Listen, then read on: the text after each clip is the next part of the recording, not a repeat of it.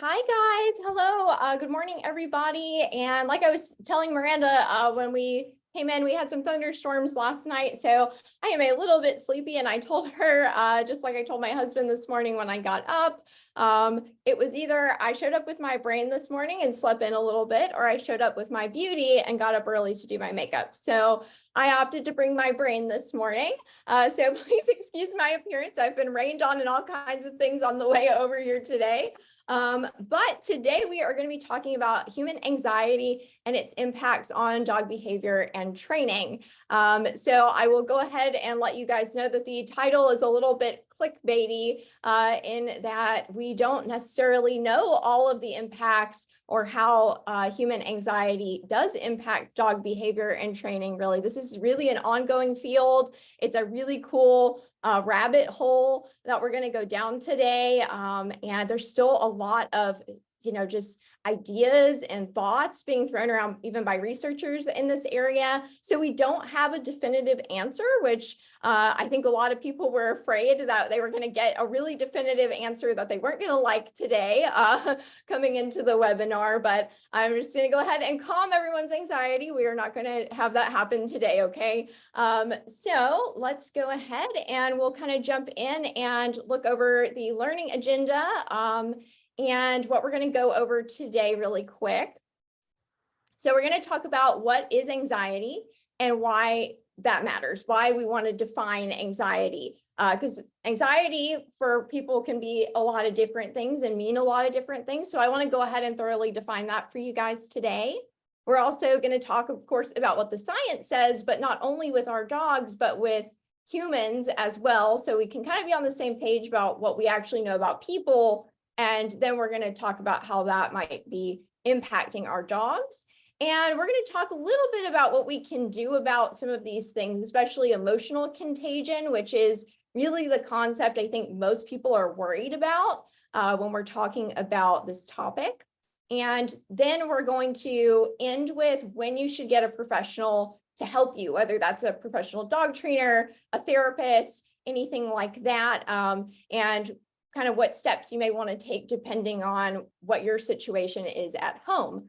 And I want to do a quick disclaimer that I am not a therapist. I am not a human mental health professional. I do have a background in psychology, which we're going to talk about a little bit, but I just want to put that out there that I'm not a doctor. We're not diagnosing anyone today. I am not recommending any sort of treatment for anxiety in people or dogs this morning. So let's go ahead and I'm going to jump into introducing myself really quick for anybody who doesn't know me.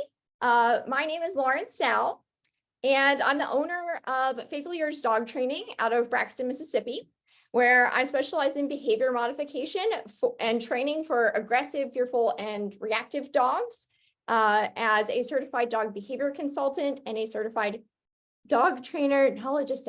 My goodness, so many letters. And I have an Associates of Arts and a Bachelor's of Science in Psychology, as well as a Master's of Science in Applied Animal Behavior and Welfare. In my spare time, I am a canine researcher, and my primary field of research is dog activity levels in different environments. So primarily in their backyards versus when they're on leash, and how their activity levels interact with some of these behavioral concerns people have about their owners and just the dog's behavior in general. And I also look at animal shelter policy too.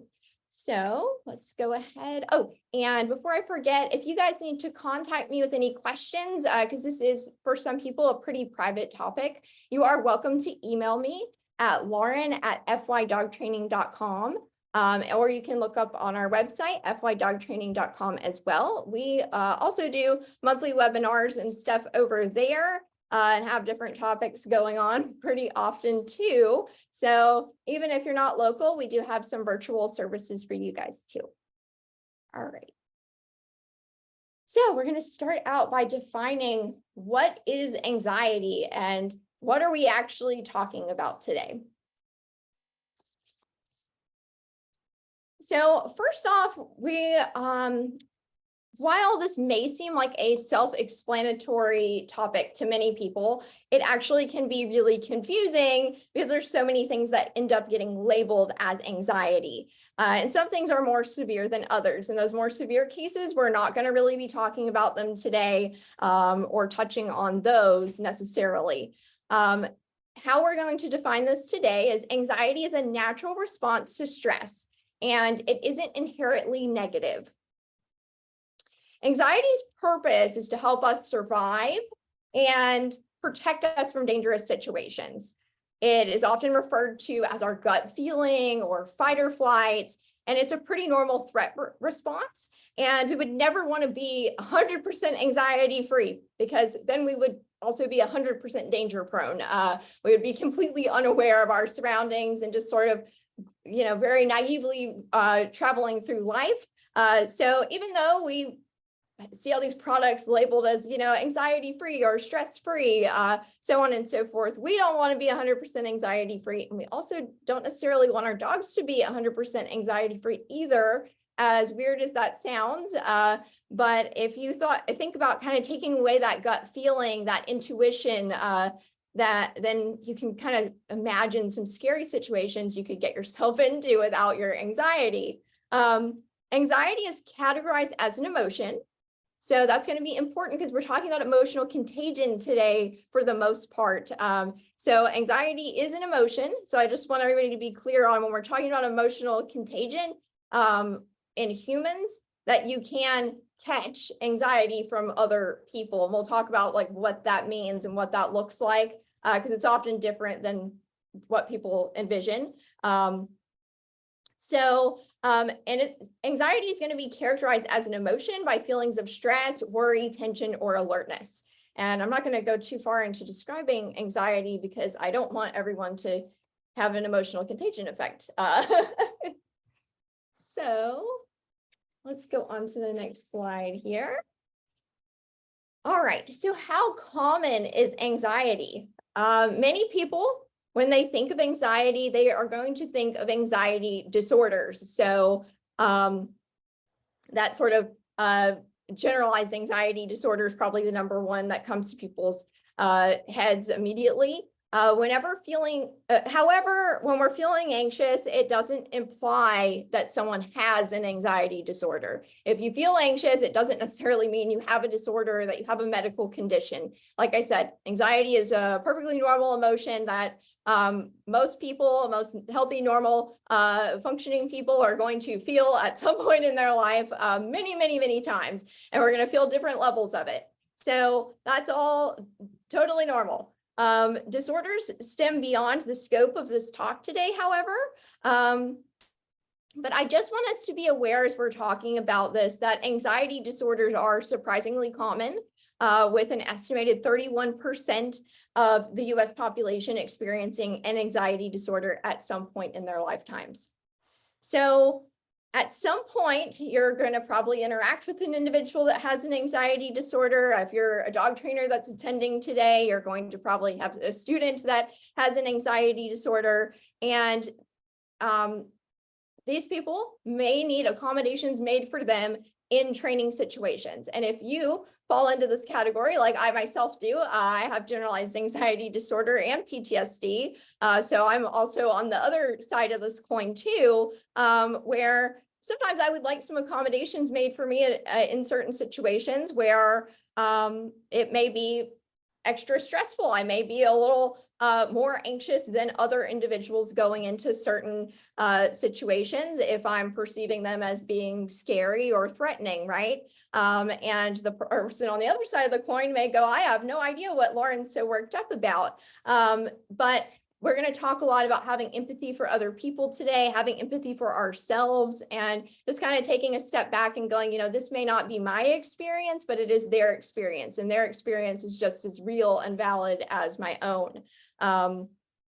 So it's going to affect them just like it is a real thing going on, whether you perceive it as that or not. So just keep that in mind. And just like when we have somebody that comes in with a previous knee or back injury and they tell us that they are uncomfortable doing something, if someone with an anxiety disorder tells us that they feel uncomfortable doing something, we want to give them the same level of accessibility. We want to think about how to make that person comfortable and how to meet them where they're at. So if someone opens up to you about this, you should feel honored that they want to share that information with you and respect what they're telling you, and most of all, believe them. Today, our focus will be on anxiety, the emotion. So I'm going to refer to it mostly as anxiousness today, just so there's not as much confusion around what we're talking about.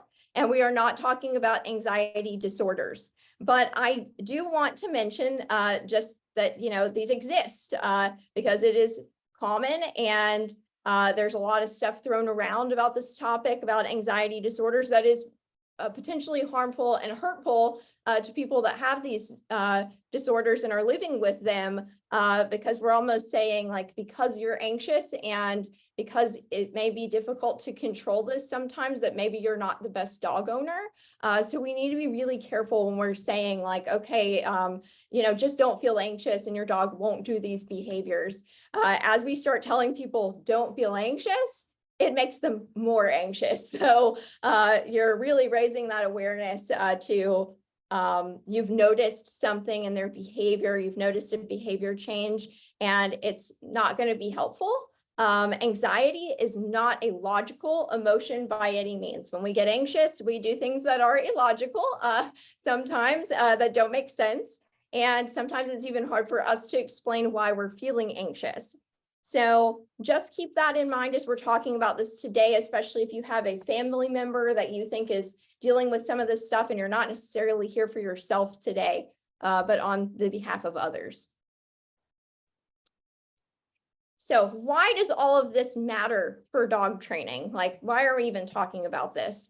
And with the reports of anxiousness in both humans and dogs being on the rise in the United States, this is becoming a very popular topic.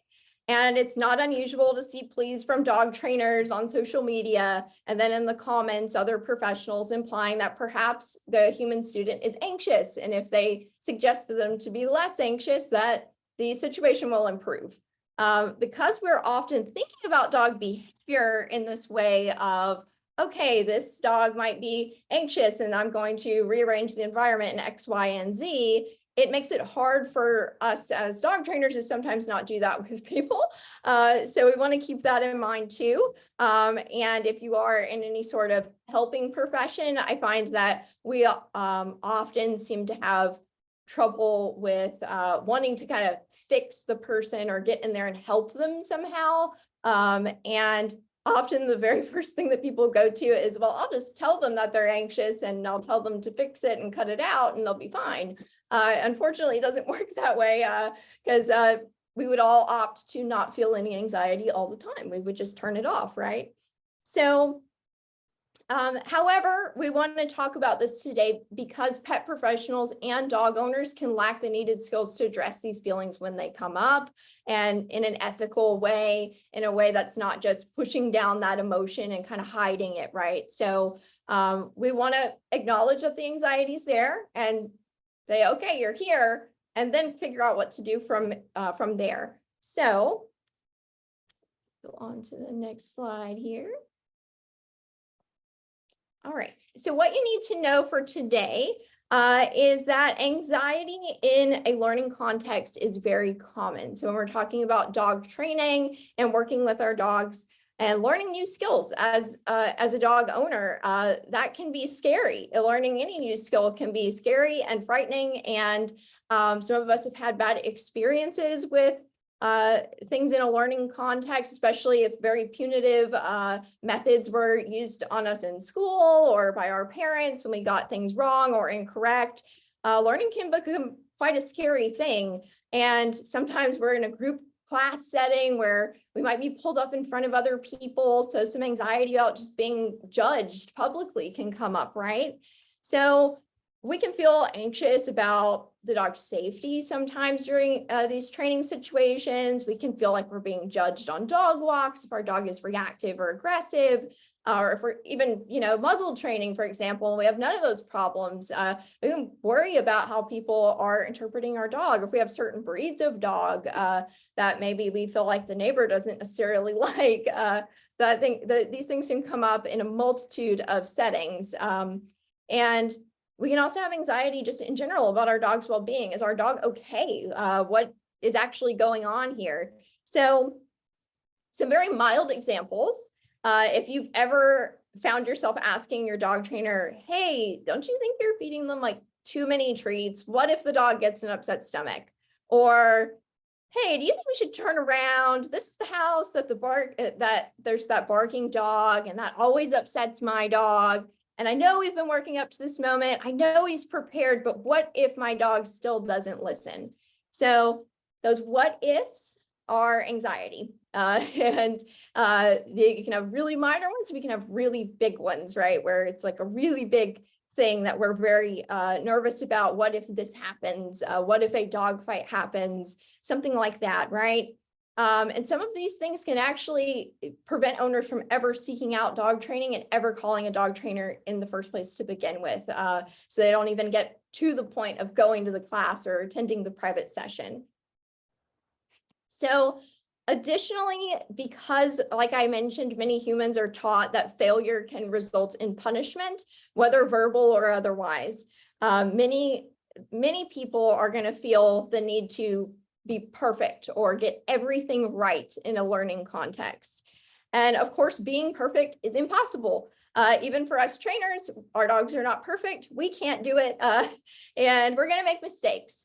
So along the way, this can cause anxious feelings to come up about any form of failure.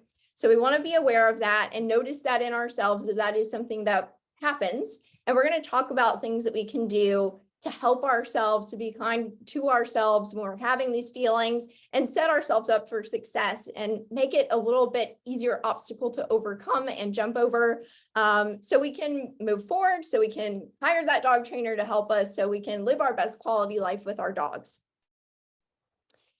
So anxiety, as you can tell, will likely show up for every dog owner at some point.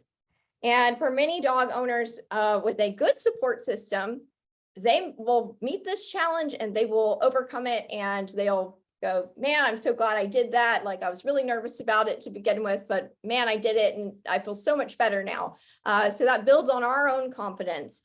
However, recent media articles have come out about different dog behavior studies, and they have people a little bit more concerned about anxiety in this setting than they previously were. As now we're hearing that owners can pass anxiety down to their dog in an almost contagious nature, and that it transfers down our leash into our dogs or almost magically, right? And now I get more questions than ever. Almost every session, I have an owner say that their anxiety is influencing the dog's behavior. And if they could just be less anxious, that the dog would be better. And if they could just stop it, but they don't know how.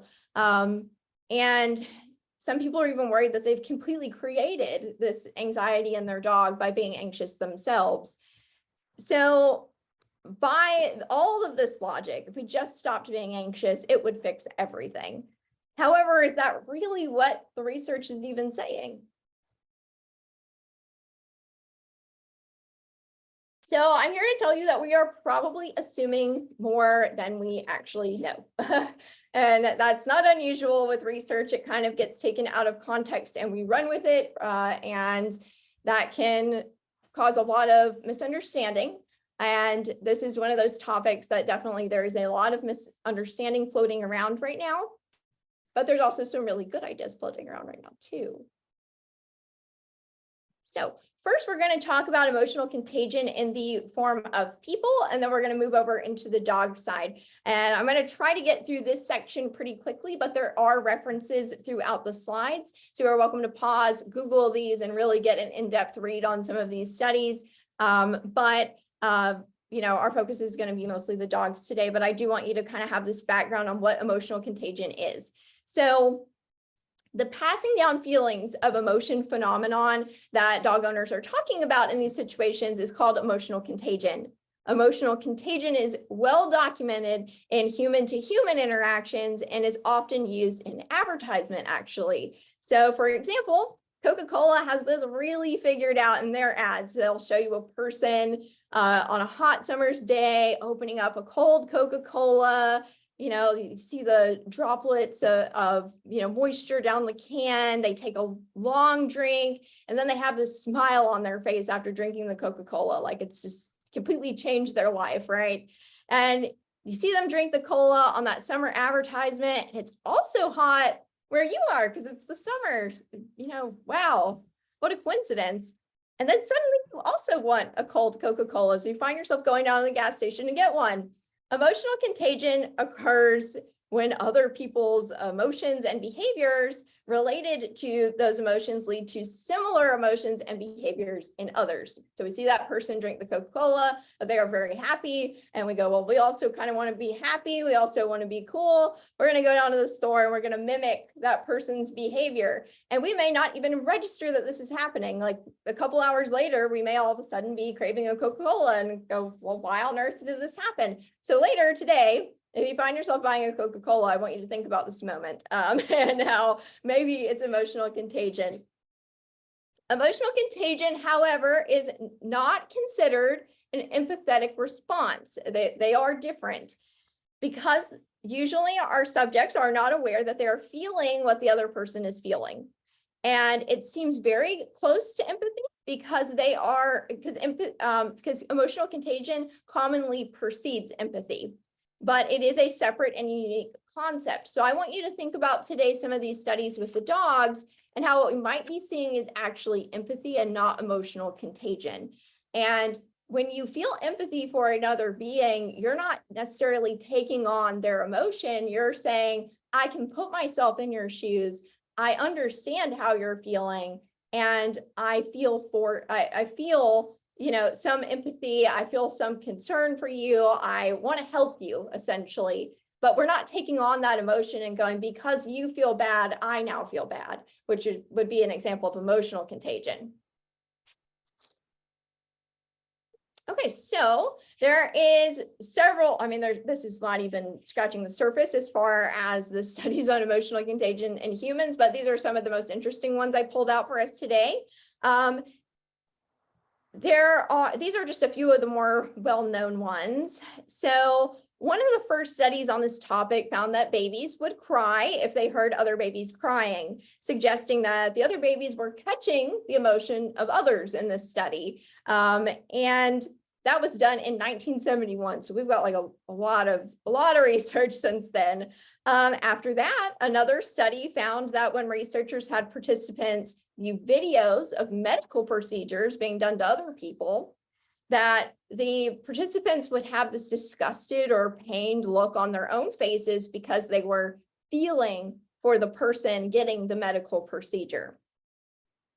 And for the most famous one, and that we may have actually been a part of ourselves unknowingly, because it's mostly famous because it was largely unethical, was a huge study of over 600,000 unknowing participants that was conducted by Facebook.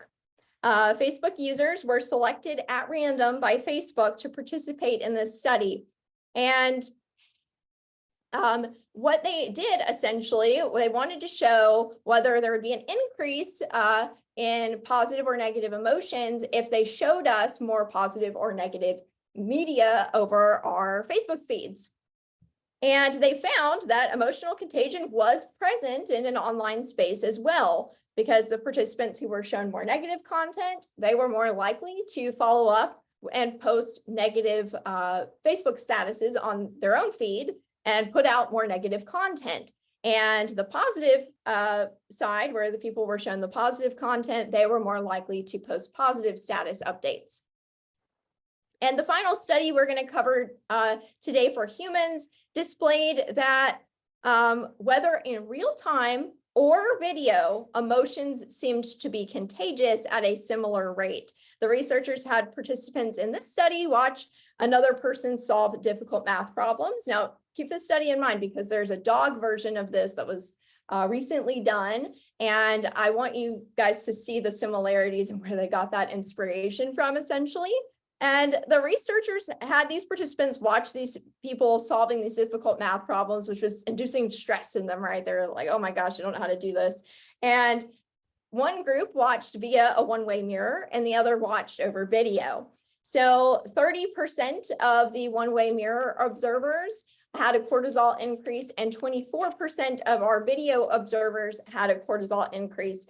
And that is surprisingly similar, right? You would think that seeing it in person, like in real time, would be different than seeing a recorded event, but it didn't have that much of a difference, really. And when we consider all the media we see throughout the day and how videos now just play, like we just are scrolling through and videos are playing and all this information we're taking in, that's kind of scary that we don't have as much control over these things. Now, one thing I do want to point out, however, is that none of these studies showed this in 100% of the participants, right? That's not even half of our participants having a cortisol increase. So for some reason, this doesn't happen to everyone in every situation or every time. So we're not making any definitive statement that if you go and watch a positive, happy video right now, that it's going to change your emotions to the exact emotion in that video, right? So with all of this, you're probably wondering, how do we avoid emotional contagion as people? Well, you kind of don't want to. And the reason why is that it is that important factor, that precursor to showing empathy for other people.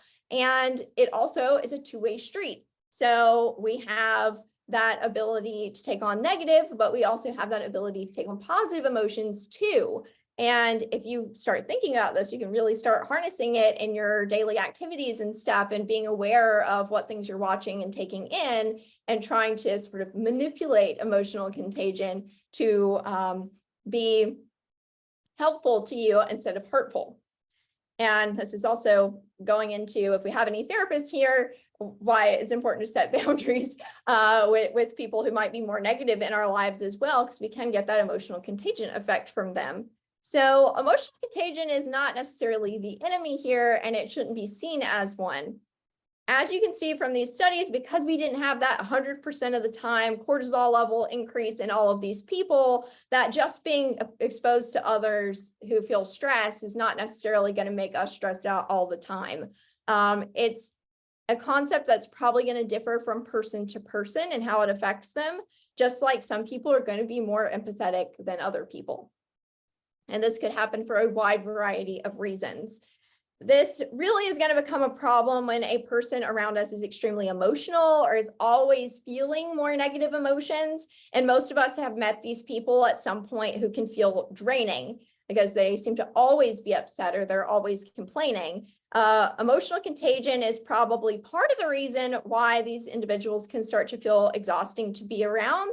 And while we'll gravitate to people who are more uplifting and positive, have a lot of energy, and that we kind of enjoy being around those people sometimes more.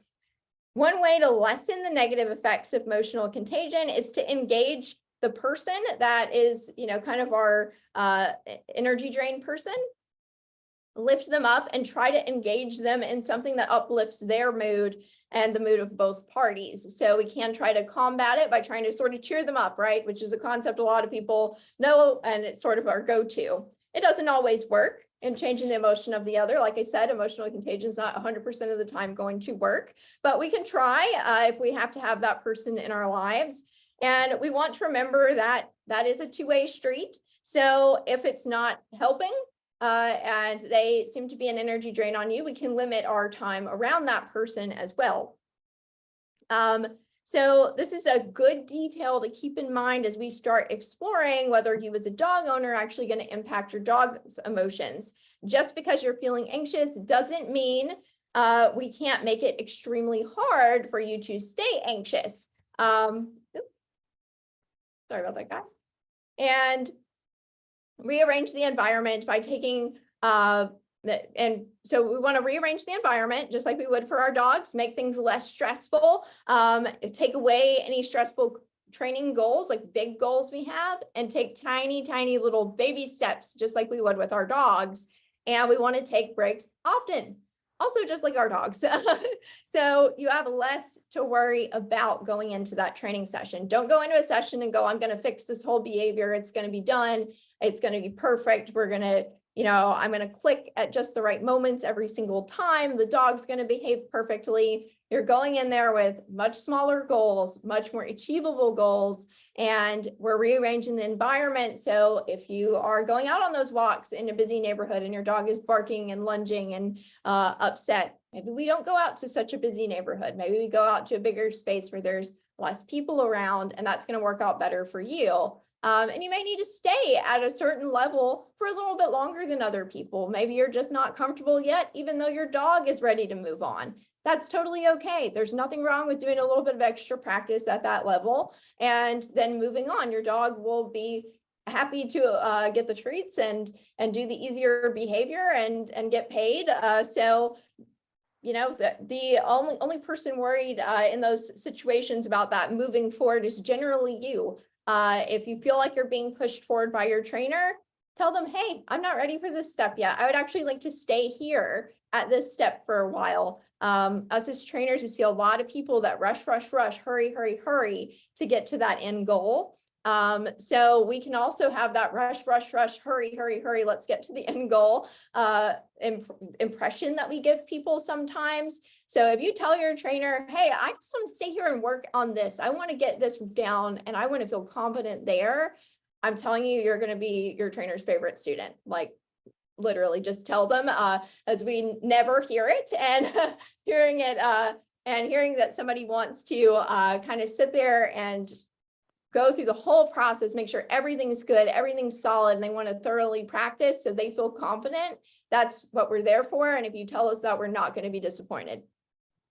Okay, so other ways to apply this to yourself or get ahead of these feelings, you can watch some uplifting videos like we just talked about, engage in fun activities directly before practicing those more stressful training skills. And if it still feels overwhelming, this is when you should confide in your trainer, go, hey, I feel overwhelmed and I need to simplify things. And there could be bigger things going on here that we need to look at, right? That maybe something that you can't control that we need help outside of a trainer for. And that's okay too, but we need to make our trainers aware of that so they can help us. So what about dogs? Can my emotions be contagious to my dog? Well, maybe. Oh, I'm playing the video over and over again, guys. Sorry. There we go. Okay. Even though that is a lovely video, I purposely picked some more positive, nice, happy pictures as we get further along. All right. So what about the research here? Emotional contagion has been studied between dogs and humans with varying results. While the research is often portrayed in the media as don't be stressed around your dog, that is not the whole story here, as you guys have probably already caught on. Studies have found evidence of emotional contagion between dogs and humans, but they have also failed to find evidence in other studies. And we've also found some positive effects of stress and different attachment styles as far as dog owner and how it impacts the dog's behavior, believe it or not. So before we jump into these, we're going to need to talk about what neuroticism is, because a lot of these studies use that as a scale. And if you're not familiar with the Big 5 personality test for humans, you're not going to know what this is. And when we think of neuroticism, like we usually are thinking of a very highly anxious person that's like really erratic and stuff. If you're not aware of what it is and what the scale is looking at. It can also be called emotional stability on the flip side. So if they're low in emotional stability, they'd be high in neuroticism. And it's the same scale. I think just some researchers feel like emotional stability sounds a little bit nicer. It doesn't come with quite as many labels attached to it. Neuroticism is defined as a tendency towards anxiety, depression, self-doubt, and other negative feelings. So I want everybody to stop here and acknowledge it's not just anxiety, okay? So these scales all looked at other things besides anxiety and stress. Okay. Depression is in there, self-doubt is in there, and other negative feelings, which is pretty, that could be a lot of things.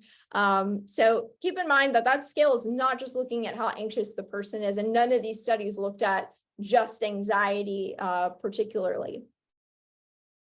So again, that could be that low emotional stability, same thing here. While anxiety is on this list, I want everyone to consider that it is not just anxiety, and that depression is a totally different feeling than anxiousness. They're like on completely different spectrums, and they're going to display completely differently in most people. However, someone who feels depressed often and rarely anxious can still end up with a high neuroticism score just as easily as someone with high levels of anxiousness, okay? And it is quite possible that you can have a mental disorder and not rate high on the neuroticism scale. Believe it or not, like I have very, very low neuroticism score when I take it, and I have PTSD and generalized anxiety. I see a therapist once a week to work on these things, and I have for quite a few years. So I just end up really low on that scale, however. So, take the big 5 personality test, see where you end up, and take it with a grain of salt. However, there's a lot of criticism about this personality test that we'll get into as well. So this measure is not as clear-cut as people make it out to sound. And another issue is that we are just now starting to research how the big 5 results differ in people with different cultural backgrounds, as there seems to be some different results happening for neuroticism for different groups and cultures of people as well. So we have to keep that in mind too. For example, Asian Americans tend to rate higher on the neuroticism scale in some studies, and we don't know why. So some of these studies, if they pulled from an area where that culture might be more prevalent and gave them this test, they might think this is a high neuroticism score, but it might not actually be high in that setting for those people of that particular culture, right? So there's still a lot of work to be done here before we're making, definitive conclusions. So why do I bring this up? Because many studies are stated in the media as displaying emotional contagion effect between dogs and humans are using the Big 5 neuroticism scale, and they're comparing the results to dog canine personality test. Usually this is the CBARC, which is of course also filled out by the owner, because the dog can't write and can't talk and we can't ask him any questions yet, but I'm hoping I will see the day in my life. Okay. The same owner who might be high on the neuroticism scale and, is because they've rated high and they could have more negative thoughts, have a more pessimistic view than others, are filling it out for their dog. And then we're going, oh, okay, well, owners that are pessimistic also seem to have pessimistic dogs, but the owner's filling out the survey. So this could be a problem, right? Where this owner is just kind of going, they believe their dog is viewing the world as they're viewing the world. So this could be an issue here that we have to consider, that it could just skew the results that the owner is high in neuroticism.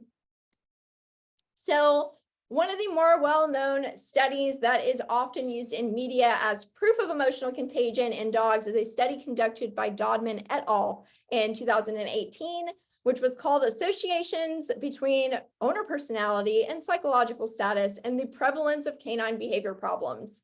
This study found that owners who scored low in emotional stability or had higher levels of neuroticism had dogs that displayed higher rates of owner-directed aggression, stranger-directed fear, and urination when they were left alone. Despite commonly being quoted as evidence of emotional contagion, the researchers, and I have directly quoted them here so they will not be misquoted anymore, the possible reason was more anxious and neurotic dog owners may be protective of their pets, thereby limiting their ability to socialize or familiarize themselves with novel social or non-social situations and stimuli. So first of all, it's a lot of big words and I'm going to break it down, but first of all, that doesn't fit the definition of emotional contagion or even empathy that we talked about and discussed earlier. This is, the dogs being impacted by the human's behavior, and the human's behavior is being impacted by their own lower emotional stability rating. The dog is not catching these emotions from these people. They are possibly just not receiving the same type of training or the same type of exposure as other dogs when the owner has a higher emotional stability rating. But let me be clear that this does not make these people bad dog owners. We're not going to start giving the big 5 personality test to people and going, okay, you can't adopt this dog because you're too neurotic. We're not going to do that. The reason why is that we still aren't sure if this has anything to do with depression, anxiety, negative thoughts, how high this level needs to be to have this effect. Like, we don't have these answers yet. This is simply a hypothesis being put forth by these researchers. However, this could show us that socialization tasks could feel more challenging if you're a person with lower emotional stability, which makes sense since if we consider depression and as well as anxiousness, you may be concerned about going out and exposing the dog to multiple things because of those what ifs, right? If you're anxious, but if you're depressed, you may not feel like getting out of bed that day, and it just may get pushed off and pushed off and pushed off to the next day and never done. So then we miss that critical socialization period, right? And they end up with a dog that's not well socialized. So we need to be thinking about situations where we can help people like this, and we can acknowledge that this may be a hurdle that they need to overcome and need help with, versus sitting there and going, well, just don't feel that way and it'll all be better and get better magically. Okay, so what does all this mean? So as I noted, the CBARC, the dog personality test, and Big 5 results are open to criticism because the owner is literally filling out the survey for the dog. In a perfect world, the dog could actually speak. They could tell us what they're feeling and why they are behaving in certain ways themselves. But alas, the science just hasn't made it that far yet. We don't always understand why dogs are doing certain behaviors, even as trainers. So expecting dog owners to be able to do this on behalf of their dog is a common criticism of studies that are using the CBARC, but the CBARC is validated. So that's often brought up as a refute to these claims as well. But I just want to throw that criticism out there. I do think that there's some valid points there about the CBARC and how that can be concerning.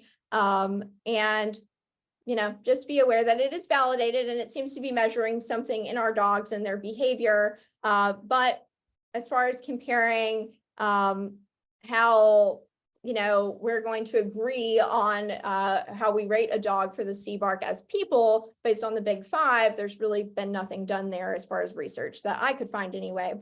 So this study also found that depressed men were more likely to have dogs with behavior problems.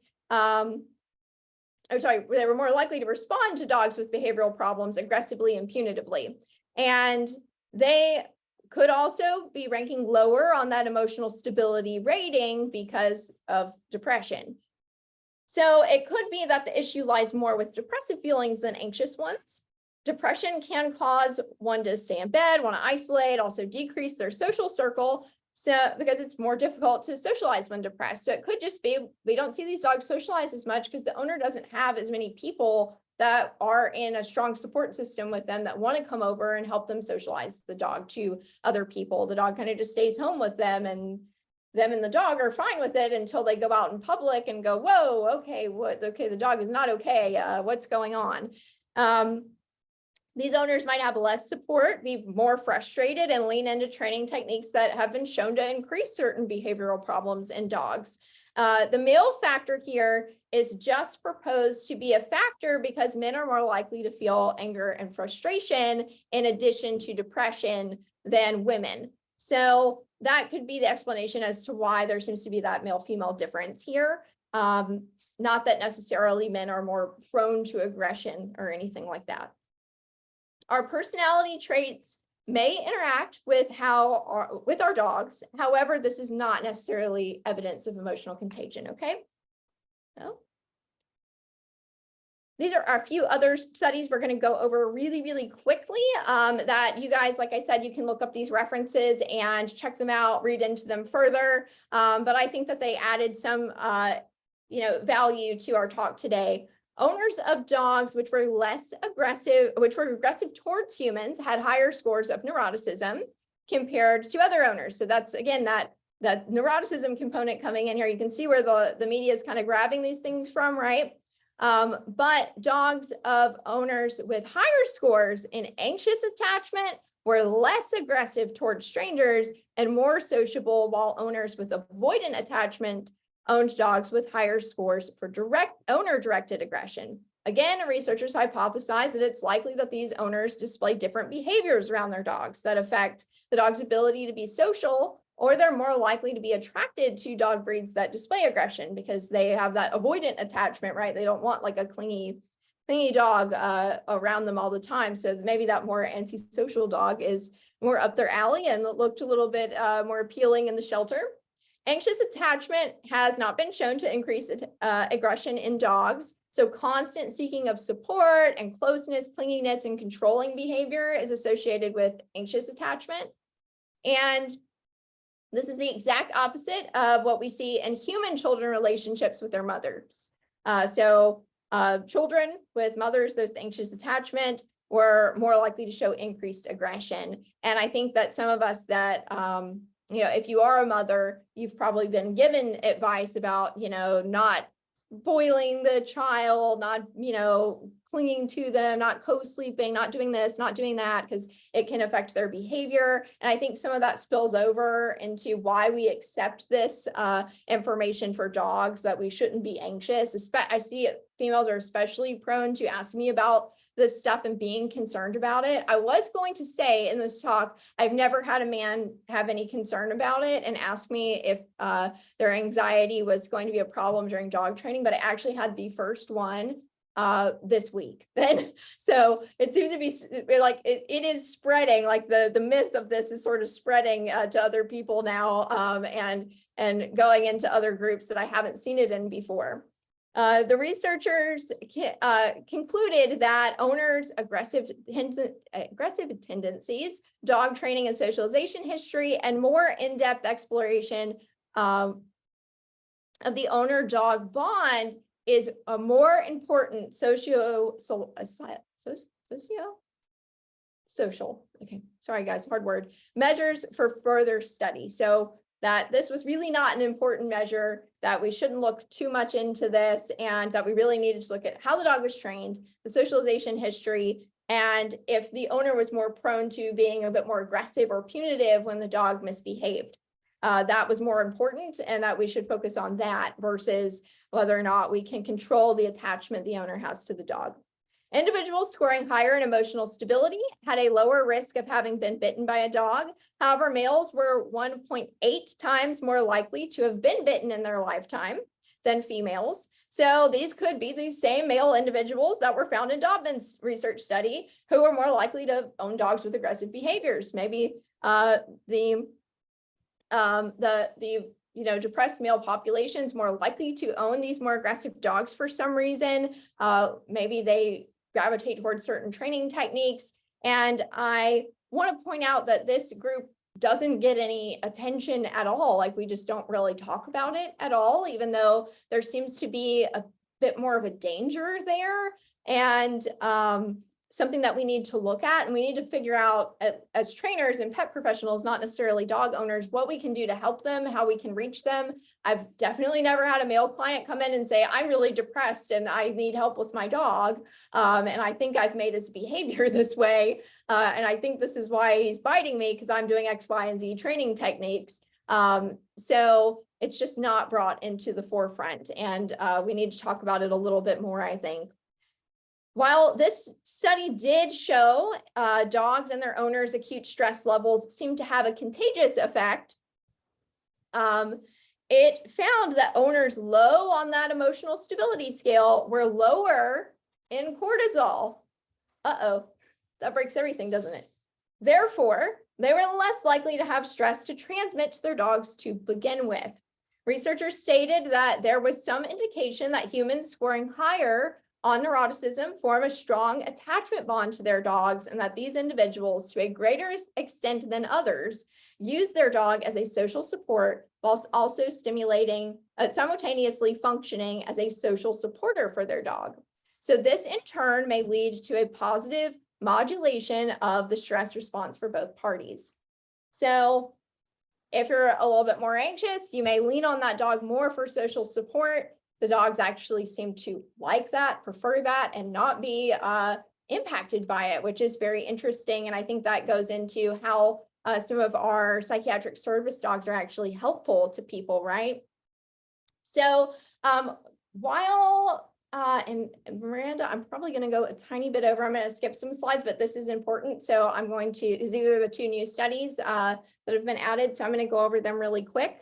But there are two new studies that were originally around, that weren't originally around when I first started doing this presentation, and they're going to give us some further clues on this puzzle. So Bergen University recently came out with a study in July called Assessing the Relationship Between Emotional States of Dogs and Their Human Handlers Using Simultaneous Behavioral and Cardiac Measures.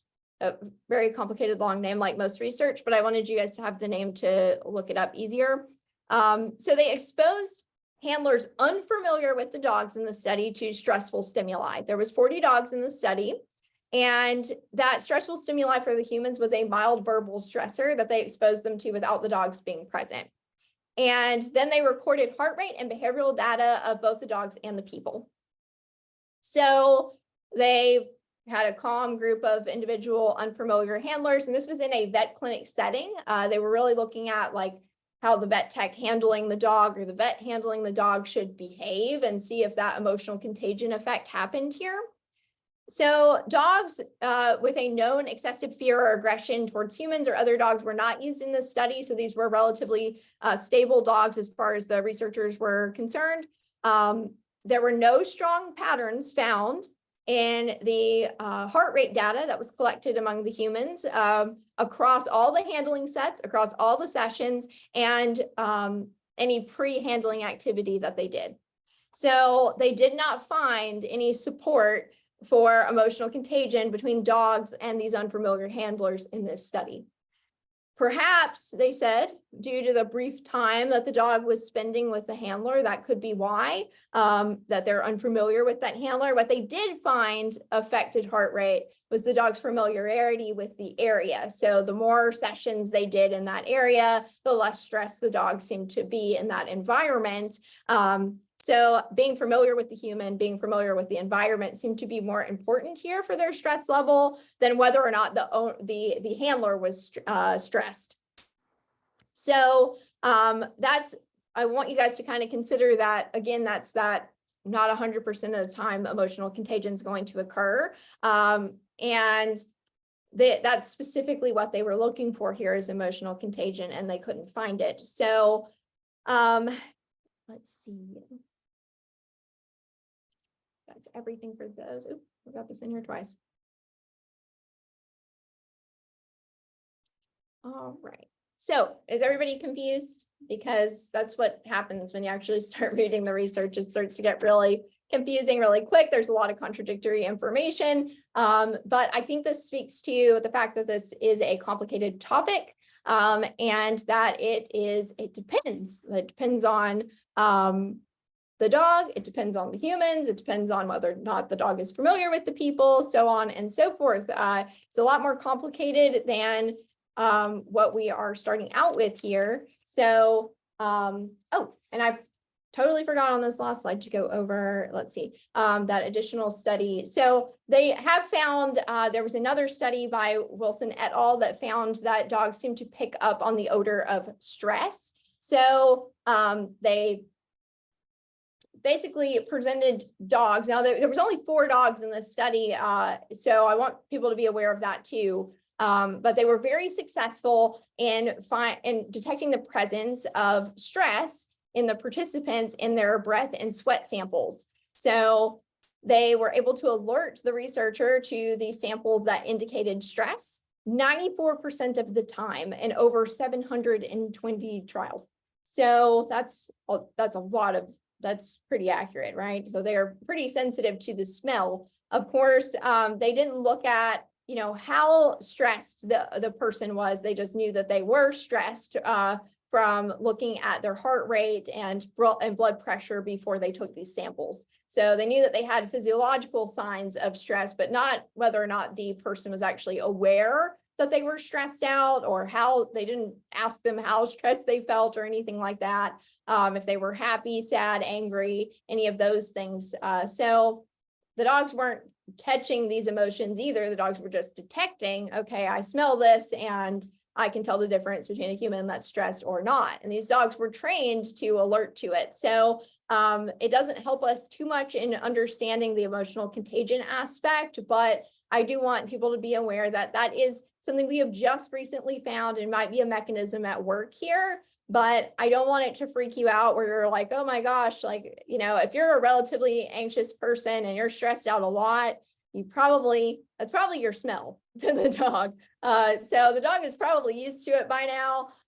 And if I would say that you're probably going to come across dogs that don't alert to it at all and aren't concerned with it. I used to train psychiatric service dogs, and that was one thing that we found with them is that going backwards here, that some of them just didn't seem to have any sort of reaction to the owner being anxious or stressed or even having a panic attack in front of them. They just didn't alert. No amount of training really seemed to make any difference. Of course, now with that information about smell, we could use that in the future to maybe help some of those dogs and more purposefully train them. But back then we didn't have any of that. So what can I do about this? And what can dog owners do to protect themselves from anxiousness getting the best of them? So I want us to understand, acknowledge that this field of research is a work in progress. We do not have all the answers. Rehoming a dog because you decided that you guys aren't a good fit for each other. Okay, great. That's totally fine and valid. Rehoming a dog because your trainer said you had too much anxiety and you're making the dog worse. That's not okay. We don't have the data to back that up. And I think that we should just totally throw that idea out the window. I think that owners that experience some anxiety, that are aware of their emotions in this way, they are really good candidates for these dogs. They understand some of what they're going through. If their dog is having a more fear-based response or their dog is more anxious, they understand the dog. They have empathy for the dog. They get it. And they can apply some of what they've experienced to what the dog is experiencing, and they can have a lot of empathy in those situations rather than going, hey, let's just fix it. Like, why can't you just change it, make him better? So I think that owners generally that can tolerate living with a dog that is anxious, and they tend to be more anxious individuals themselves, or they've had previous experiences with that. Maybe they've had some acute experiences with the high levels of stress, and they can recognize that in their dog. They seem to be much more intuitive when I work with them, but that's just my observation.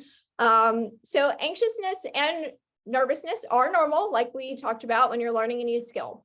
Your dog probably feels these emotions when learning something new too.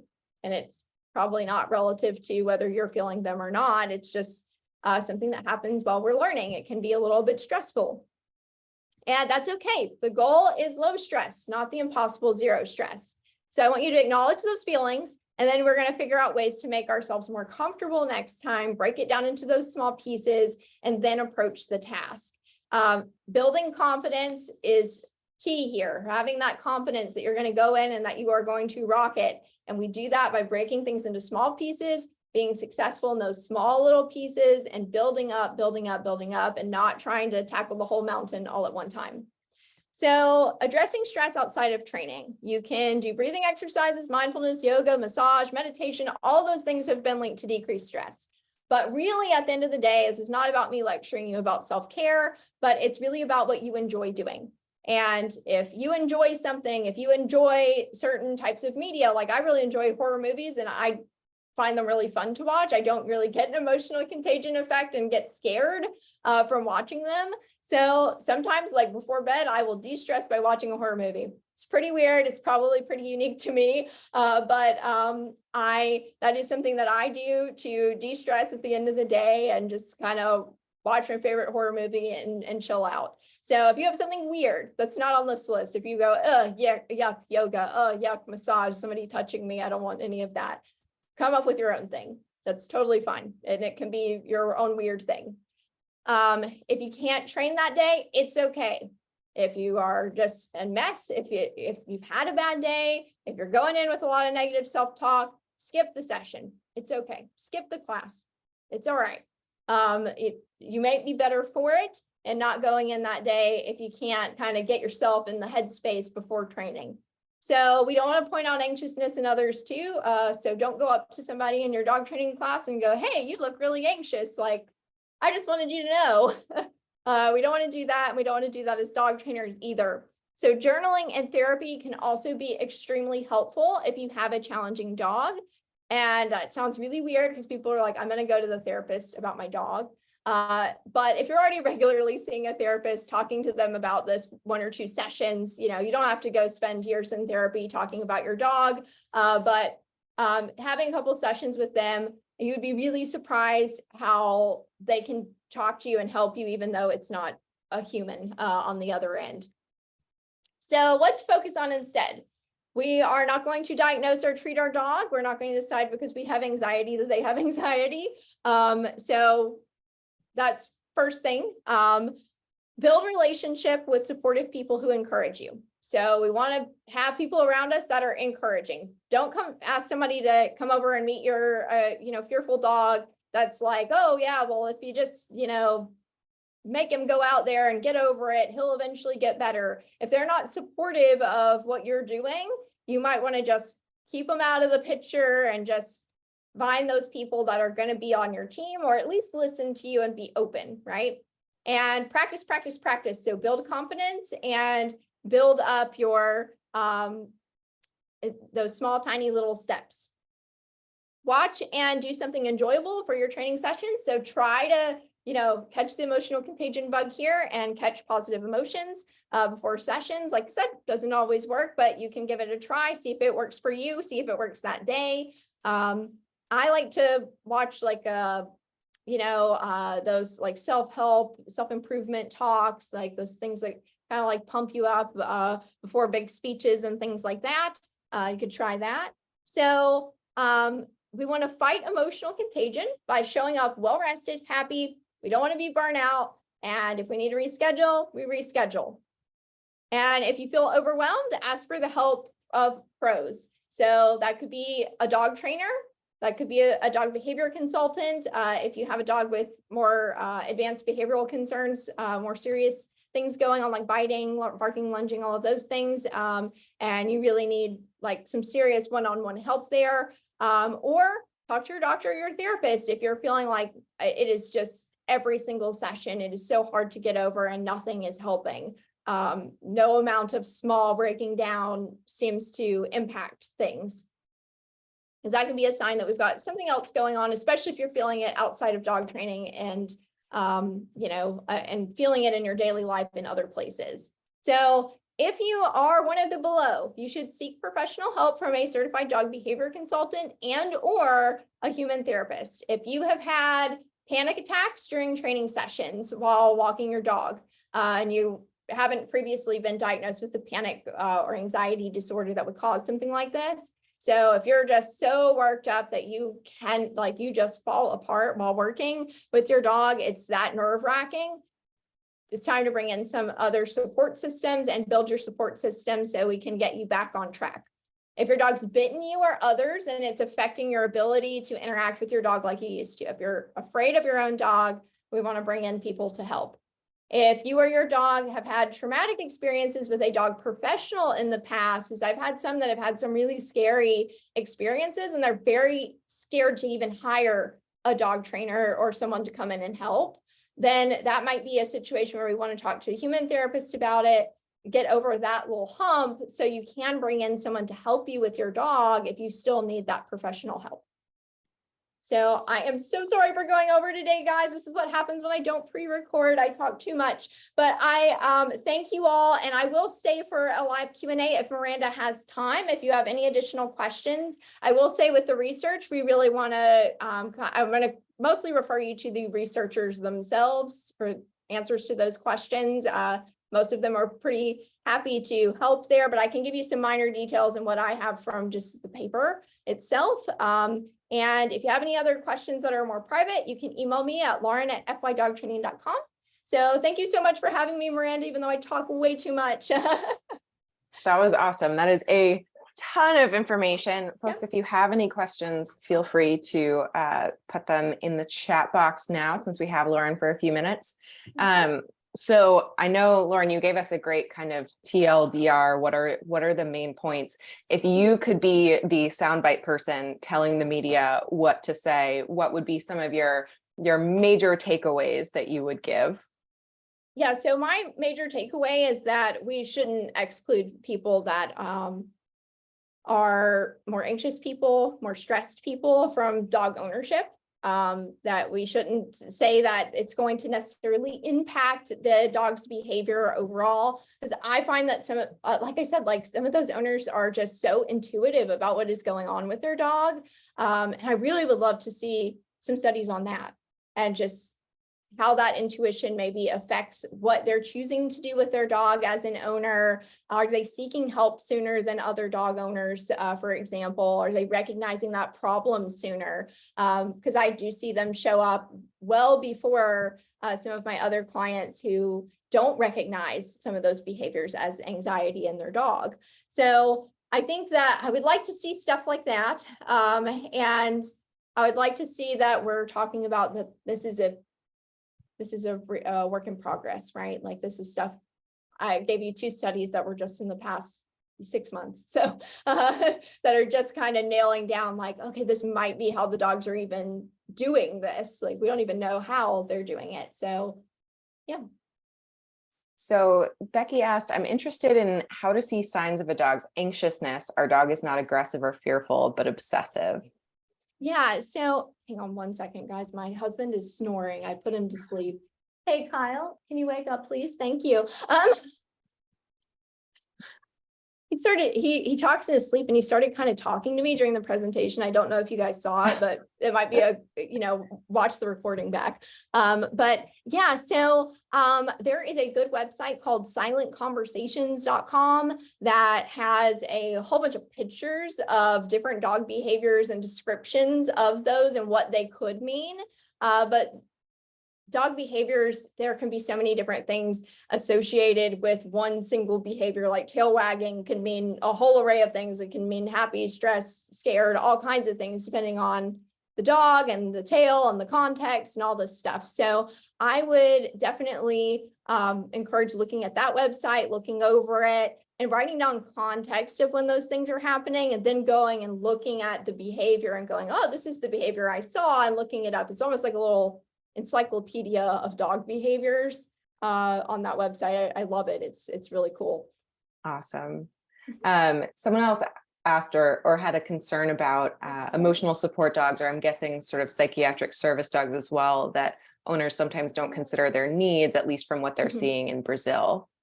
Yeah. So that is something that I've seen with working with psychiatric service dogs. I didn't work with emotional support dogs as often. That's just something that a therapist here in America would write a recommendation for, and the dog's not necessarily specially trained, but the ones that are specially trained here in America would be psychiatric service dogs. And I did work with those, and I do see some concern there where the owners may overwork the dogs and overtrain them, and having that professional in to help and make recommendations on how often we need to be working with the dog, when is too soon to be taking that dog out in public, and really setting those boundaries with the clients, because we have to remember that they are getting a lot of support from that dog and they want that dog there with them. The dog is making their life better, and that's a really great feeling, but sometimes we can push that dog a little too far too soon, right? Because we're getting that good feeling, it's making our lives better, but we do have to think about the dog and whether or not they're ready for the amount of stuff we're putting on them. So that is a situation where we want the professional involved. We want them making recommendations on the dog's age, dog's health, and where we need to be actually using the dog and utilizing the dog, and what's going to be okay right then. And if our students are, doing stuff that is outside of those boundaries we've placed, that might be a situation where we have to say, hey, look, I can't work with you anymore. And just kind of cut ties and go, I can't stand here and watch this happen. I've given you the boundaries and you haven't listened. And I'm really concerned about the welfare of your dog. But at the end of the day, it is their dog. So we can give the recommendation, but if they don't take it, they don't take it.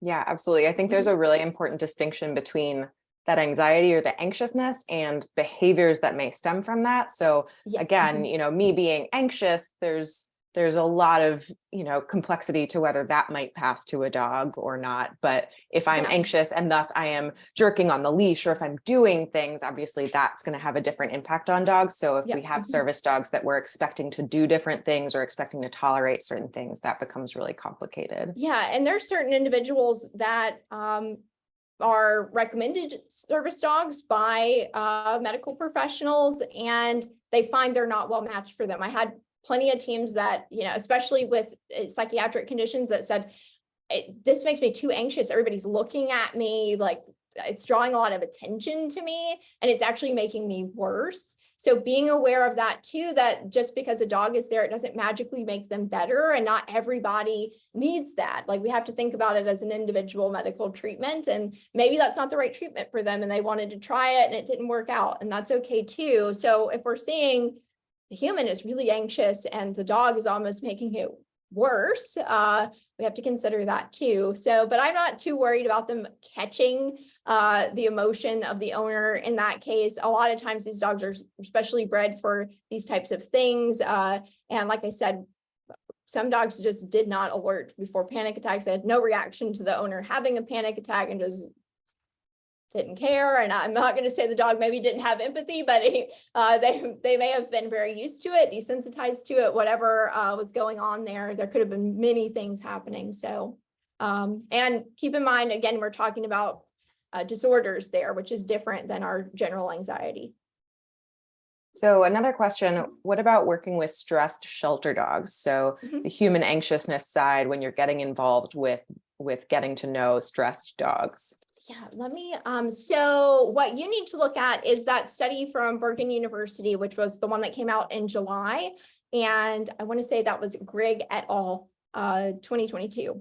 And if you look up Bergen University emotional contagion study, it'll pop right up. So you need to look at that one because that looked at handlers that the dog was somewhat unfamiliar with. Of course, over the course of the study, they became more familiar with the handler, but they showed no emotional contagion effect between the handler that they were purposely stressing out and then bringing them in to interact with the dog.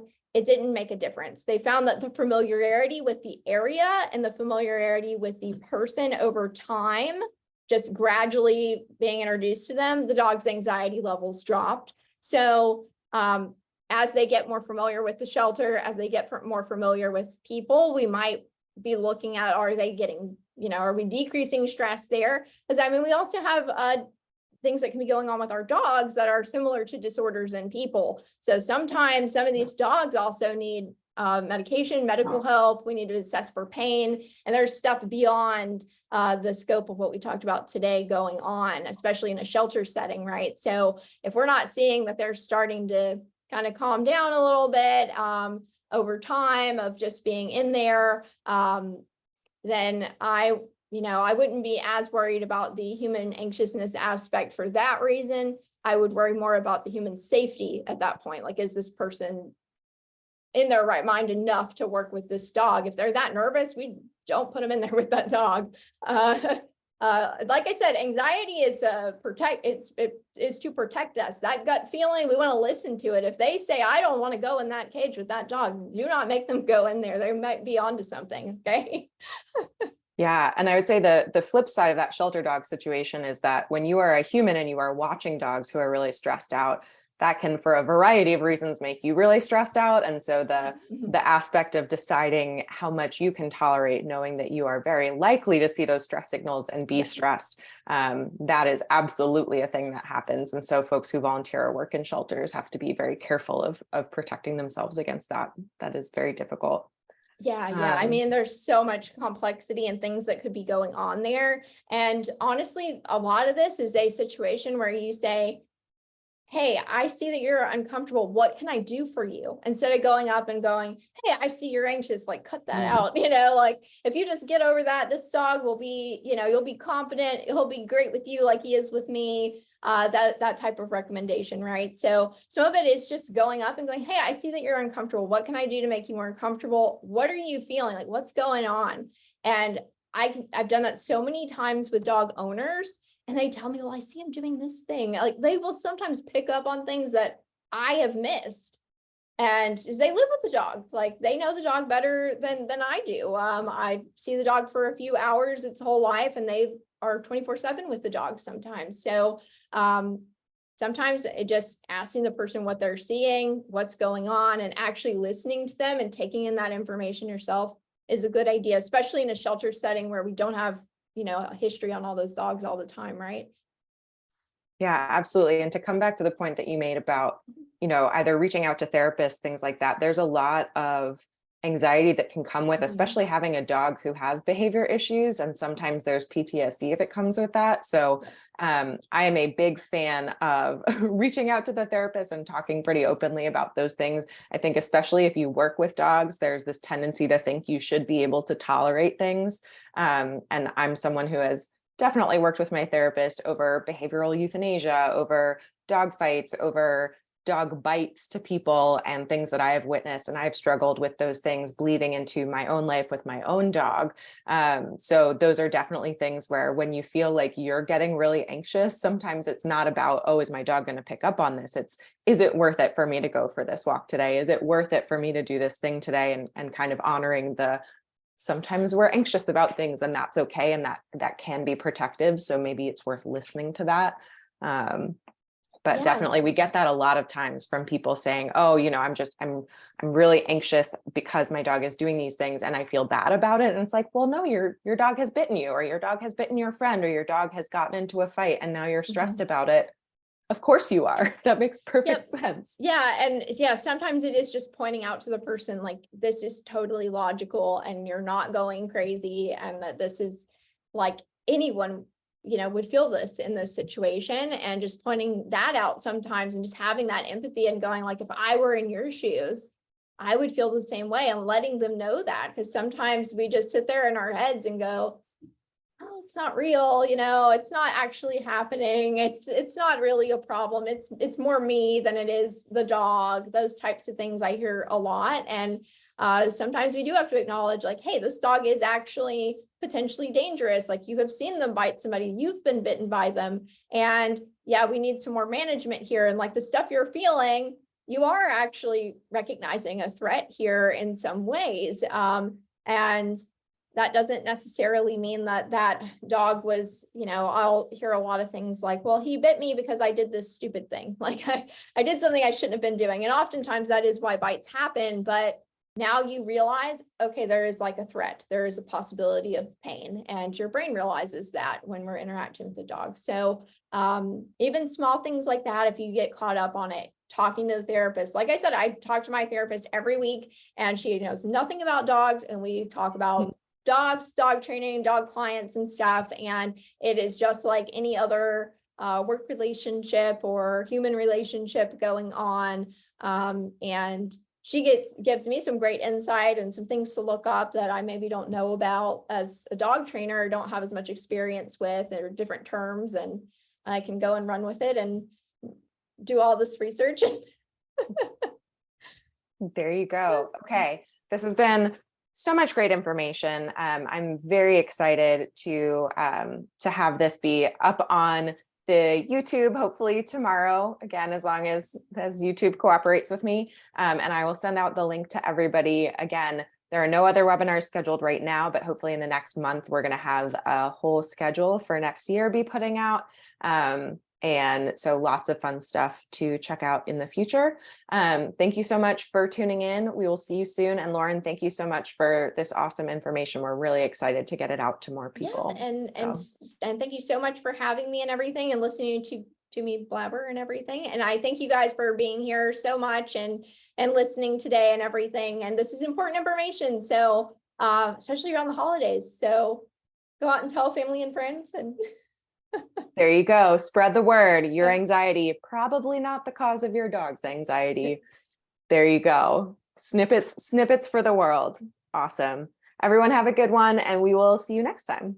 Okay, bye.